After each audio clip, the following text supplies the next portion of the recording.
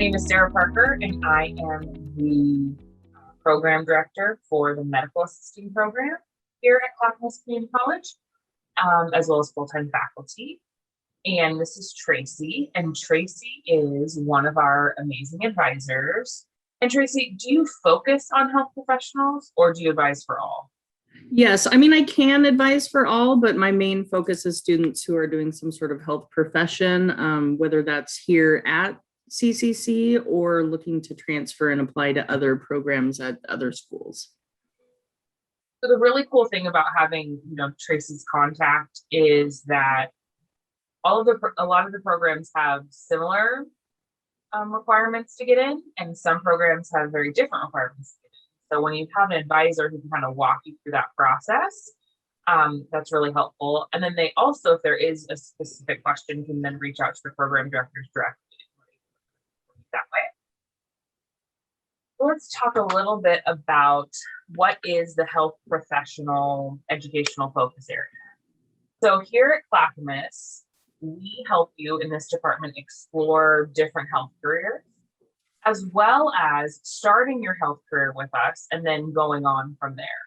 So let's say that you want to be a PA, or you want to get your BSN, or you want to be a physician.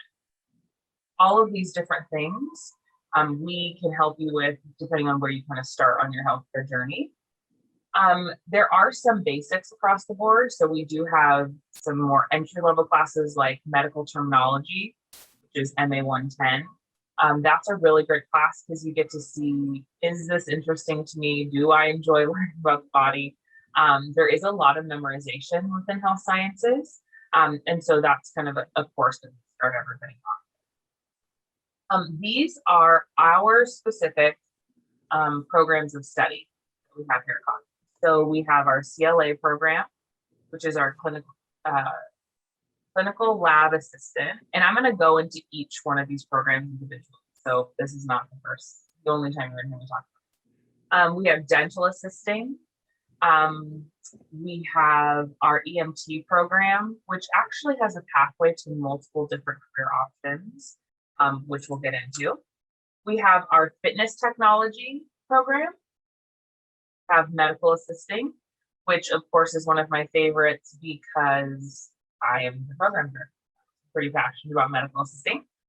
We have medical billing and coding. So that's an MBC program. It's newer here for us at Clackamas. However, the program so far has been really successful. So I'm excited to tell you a little bit about that. And then of course we have our nursing program.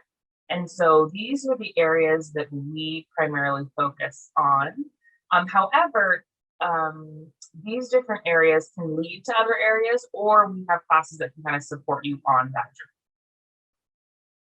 So our transfer opportunities, which if anyone has a specific question, Tracy can answer a lot more of that than I can. But we have different opportunities through all of the major universities.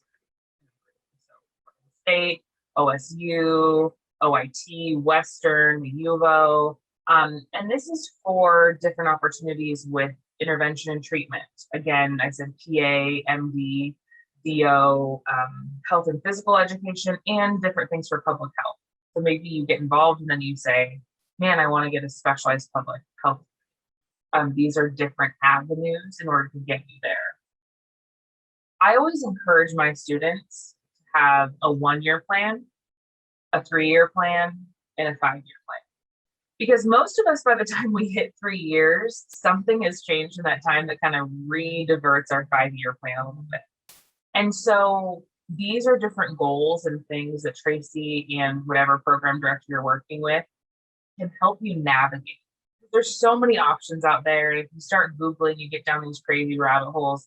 And so these are the areas that we specialize in and are passionate about helping you. We do not want to recruit you to a program to fill a seat or to add you to a cohort. We want to know, what are you interested in? What do you like? What fits your personality the best? Where do you see yourself long-term? And then give you those tools for success.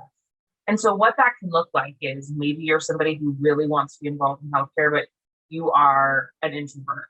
and you really don't want anything bloody or to be alone with a person you've never met before. Our medical billing and coding program would be a great start for you. You can work remotely. They have a lot of different options.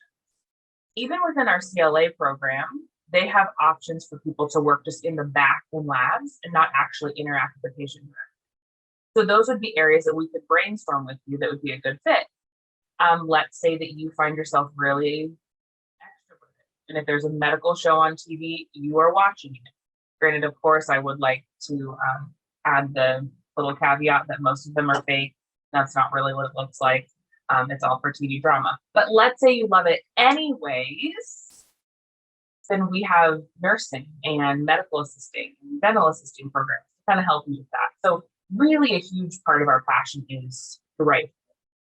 And so that's why we like to have these conversations as early as possible to kind of help steer you in that direction.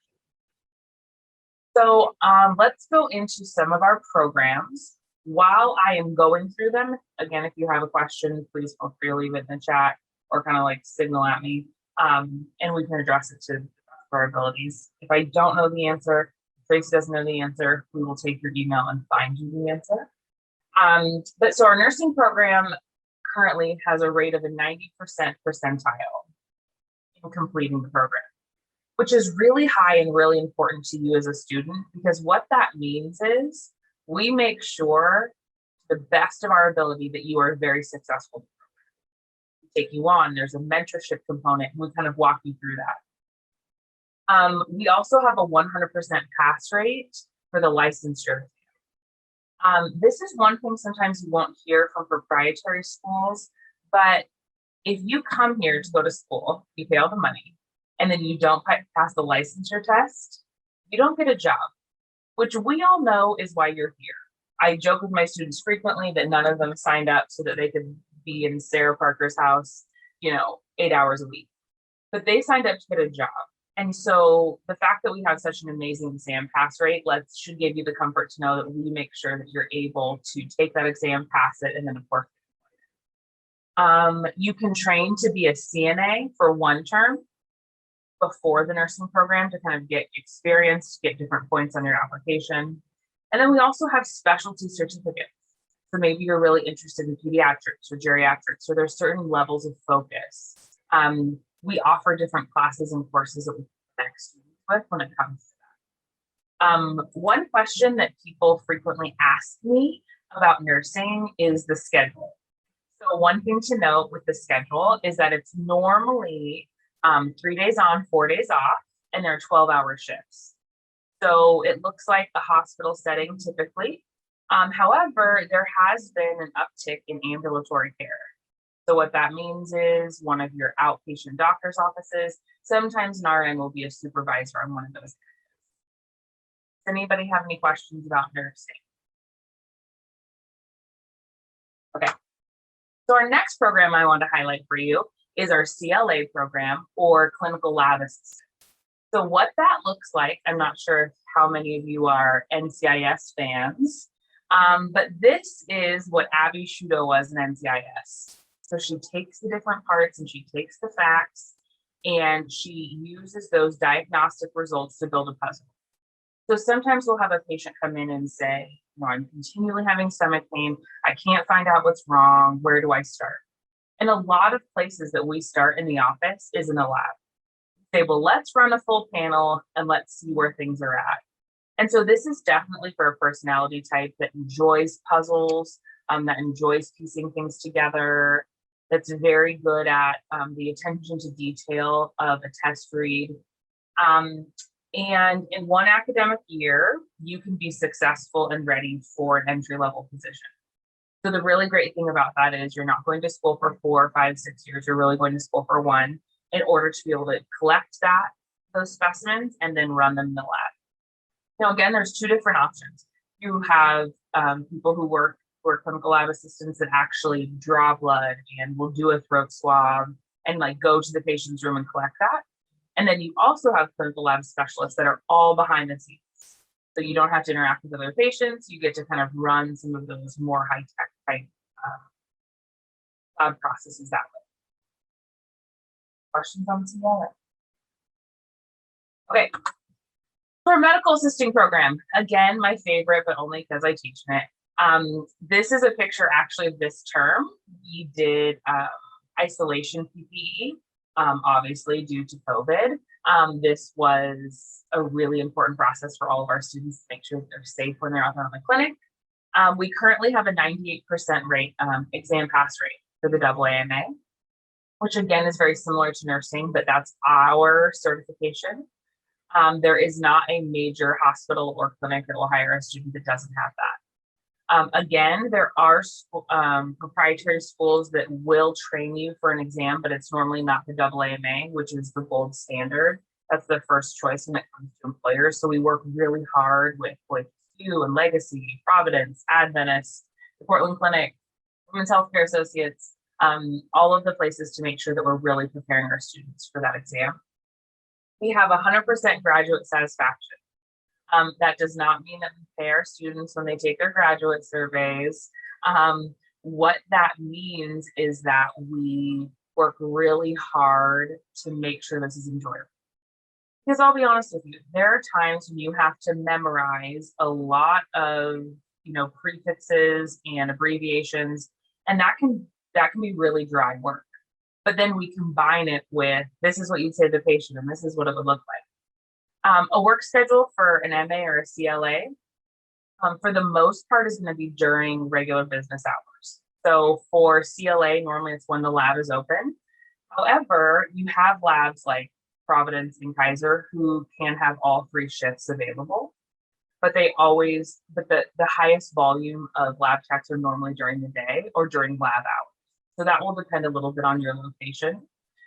Medical assisting is typically Monday through Friday, and it can be 5/8 or 4/10s, unless you work in an urgent care / immediate care setting.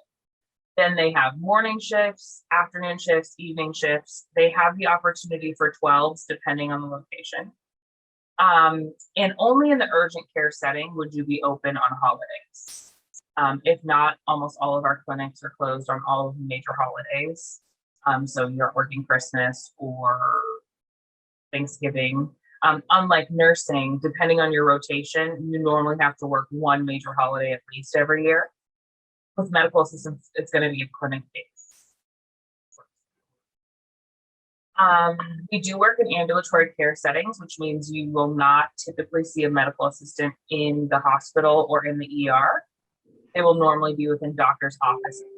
So some of those are on the Hill, some of those are up at OHSU. As far as jobs for clinical lab assistants, I do frequently see postings and hear from that program director. For medical assistants specifically, last I looked, which was 3 days ago, Providence has 80 openings, Kaiser's up to 70, OHSU had, 53. The reality is right now for medical assisting, since we're in the doctor's offices, we cannot train enough students to fill the position. So I am frequently apologizing to employers because I don't have enough students to fill all of the jobs that are out there. And that's going to just continue to grow as we have different health crises like COVID, but also as we really push patient education. The more patient education, the more opportunity for healthcare jobs. And that just continues to grow. So we don't see any kind of decline in the near future at all. And I talk to employers weekly. And so it's a weekly conversation of how do we get more students? Can you open another school? How much can you teach? And I always tell them that I do need to sleep. So we can only train as many of you as we possibly can, but the job market is on fire right now for all of our health. And the last thing about medical assisting is they do have a clinical and they have a administrative focus. So there are some people that do get into medical assisting and they prefer more of the front office type work. And there are some organizations that have that opportunity. Most of the time we end up placing students in a clinical medical assisting setting where they do a little bit of both. So yes, you have some paperwork and yes, you have some phone calls, but you're also drawing blood, giving injections, medications, etc. The average salaries. So, Lynn, I'm not sure what's starting for nursing or CLH. I don't know if you have that, or I know it's on the website. I can tell you for medical assisting, I got a